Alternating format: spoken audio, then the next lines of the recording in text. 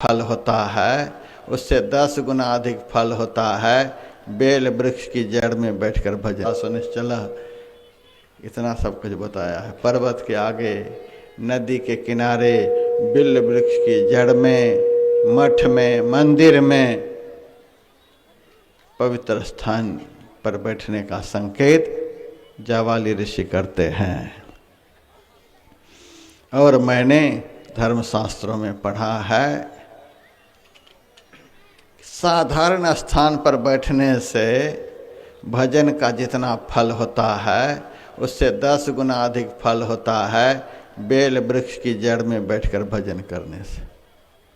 Bill मूले, bell वृक्ष की जड़ में बैठकर भजन का जितना फल होता है उससे ज़्यादा फल होता है किसी सरोवर के तट पर बैठकर भजन करने से।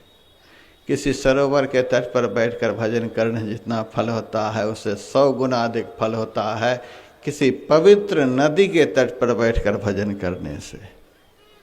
किसी पवित्र नदी के तट पर बैठकर भजन करने जितना फल होता है उससे 1000 गुना अधिक फल होता है गंगा के तट पर बैठकर भजन करने से। गंगा के तट पर बैठकर भजन करने से जितना फल होता है उससे 10,000 गुना अधिक फल होता है त्रिवेणी संगम पर बैठकर भजन करने से, जहाँ 3 नदियों का संगम स्थल है। उस संगम स्थल पर बैठकर भजन करने से जितना फल होता है उससे 1,00,000 गुना अधिक फल होता है सागर के तट पर बैठकर भजन करने से।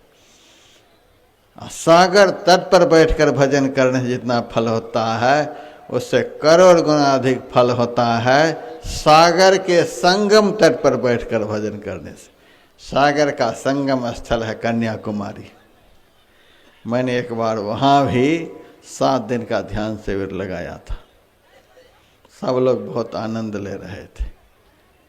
और सागर के संगम तट पर बैठकर भजन करने से जितना फल होता है उससे 10 करोड़ गुना अधिक फल होता है किसी संत की शरण में बैठकर भजन करने से।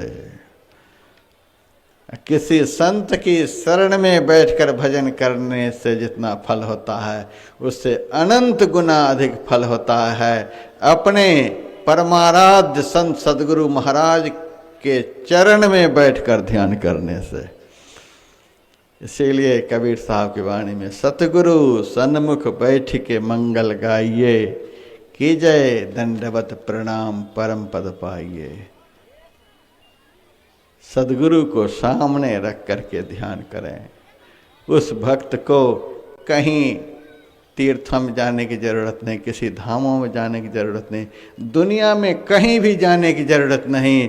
जिनको सदगुरु के चरण प्राप्त हो गए कहीं जाने की ज़रूरत नहीं, वो बैठे ध्यान करें।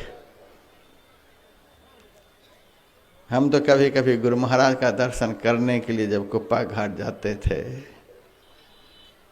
आश्रम में घूमते नहीं थे, किसी पेड़ पौधा को नहीं देखते थे, बस सबसे पीछे बैठते थे और केवल गुरु महाराज के मुखार बिंद को देखते थे। सबसे पीछे, बीच में बैठेंगे तो डिस्टर्ब होगा। लोगों को बीच में बैठने की बड़ी आदत है, जगह रहने पर भी बीच में ही घुसेंगे। नहीं नहीं, सबसे पीछे बैठना चाहिए